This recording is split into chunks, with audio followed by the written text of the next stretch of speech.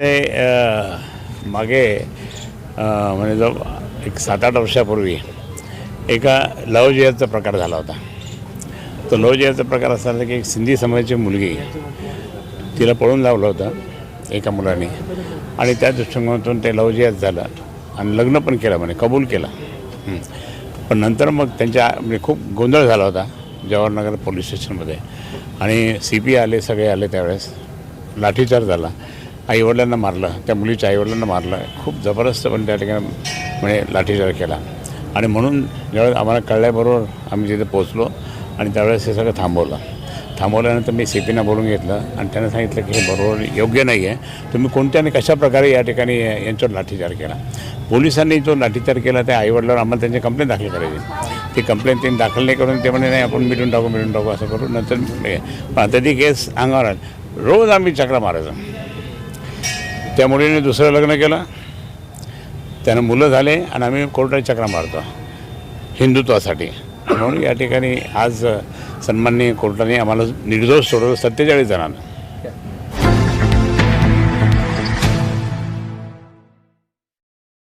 साहेबांच्या नेतृत्वाखाली मुंबई महापालिका, ठाणे महापालिका, कल्याण, डोंबिवली या सगळ्या महापालिका येऊ दे आणि इकडे आमच्या बाकीच्या ठिकाणी त्या ठिकाणी उद्धव साहेबांच्या नेतृत्वाखाली मशालीवर आम्हाला विजय मिळू दे. पण या सगळ्या परिस्थितीमध्ये तुमच्या पक्षामध्ये अंतर्गत कलह आहे, कारण की अनेक आमच्याकडे अंतर्गत कलह नाही आहे. कार्यकर्त्यांना उमेदवारी नाकारल्यामुळे अजूनही ठीक आहे, त्यांना आपण समजून सांगू आणि त्यांना समजून सांगून त्या ठिकाणी त्यांना समजून सांगून शांत करून त्यांना कामाला लावून टाकू. नेहमीच असतं ते. पण एक मात्र विचार करावा लागेल की आपण निष्ठावंतांना त्या ठिकाणी डावललं, महिलांना डावललं, तो विचार करावा लागेल. हे झालं 16 तारखेनंतर त्याला विश्लेषण करून घ्यावं लागेल आणि नंतर मग जबरदस्तपणे त्या ठिकाणी मुवमेंट करावं लागेल. हे असले प्रकार मी पण नाही सहन करणार. पण हे पक्षासाठी घातक आहे ना, तुम्ही याची काही नाही घातक ठीक आहे, नाही ते मी कोणाचं नाव घेत नाही, कारण आमच्या पक्षातले काही लोकांनी समजा हे केलं असेल तर त्यांना कारण लोक माझ्याकडे आले. पण आम्ही सुधरून टाकू, सगळं प्रेमाने समजून सांगू त्यांना आणि कामाला लावून टाकू. बरं, ते काल भाजपच्या कार्यालयामध्ये प्रचंड राडा झाला.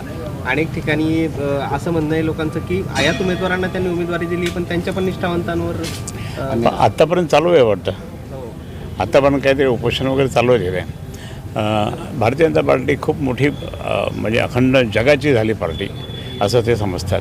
परंतु प्रत्यक्षात खाली काय चाललं हे लक्ष दिलं पाहिजे. नाही, खाली जे चाललं ना ते लक्ष दिलं पाहिजे, कारण ते स्वतः इतके मस्तीमध्ये आणि इतक्याच बोलायला लागले, हम है तो कुछ नाही, हम है तो कुछ नाही झालं.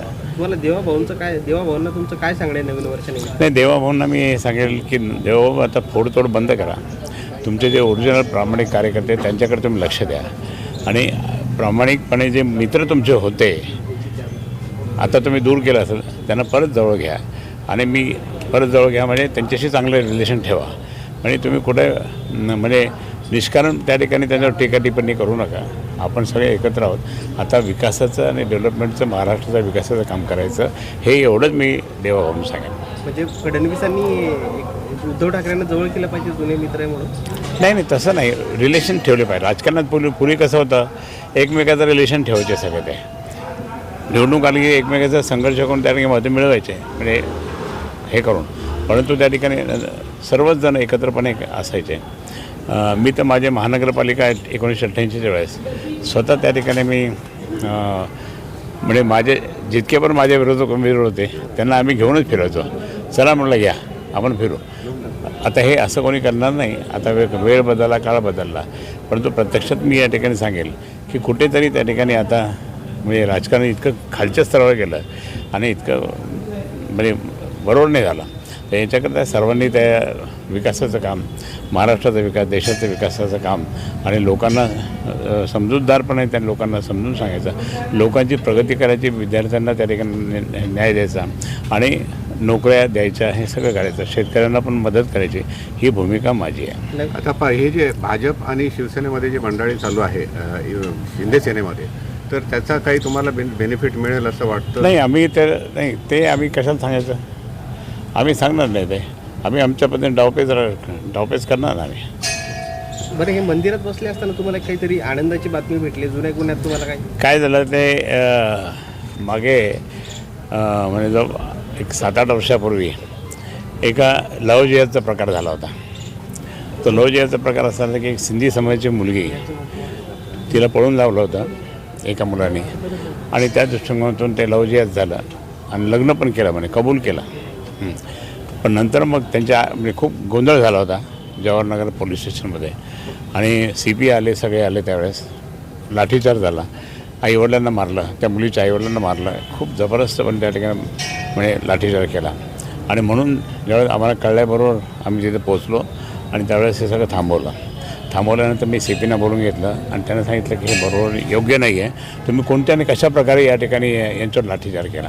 पोलिसांनी जो लाठीचार्ज केला त्या आईवडिलांवर आम्हाला त्यांची कंप्लेंट दाखल करायची. ती कंप्लेंट त्यांनी दाखल नाही करून ते म्हणे नाही आपण मिटून टाकू असं करू. नंतर पण आता ती केस अंगावर आली. रोज आम्ही चक्रा मारायचो. त्या मुलीने दुसरं लग्न केलं, त्यानं मुलं झाले आणि आम्ही कोर्टात चक्रा मारतो हिंदुत्वासाठी. म्हणून या ठिकाणी आज सन्माननीय कोर्टाने आम्हाला निर्दोष सोडवलं 47 जणांना. सर आपलं जे आता मामू हा प्रकरण चालू होतं तुम्हाला विरोध संपलं होता. ते आता मामूचं विरोध प्रकरण. होता तुमचा, त्याच्यानंतर त्यांना आजही विरोध आहे. तिकीट देण्यात आलं त्यांना. आजही माझा विरोध आहे. आजही माझा विरोध आहे. त्यामुळे राज्यभरात बदनामी झाली आहे पक्षाची. नाही ते सोडून द्या, आता ते काय पक्ष विचार करेल ना, पक्षप्रमुख विचार करतील. पण आजही विरोध आहे आणि मी त्या ठिकाणी त्या प्रभागामध्ये प्रचार करायला पण जाणार नाही.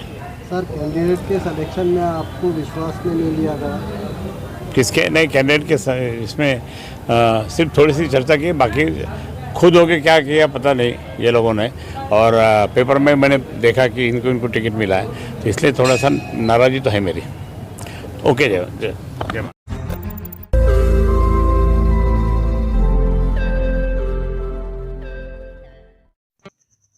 रोज नई खबरों को देखने के लिए हमारे औरंगाबाद समाचार चैनल को सब्सक्राइब कीजिए और नोटिफिकेशन पाने के लिए हमारे बेल आइकन को दबाइए ताकि हर खबर की नोटिफिकेशन आपको मिलती रहे.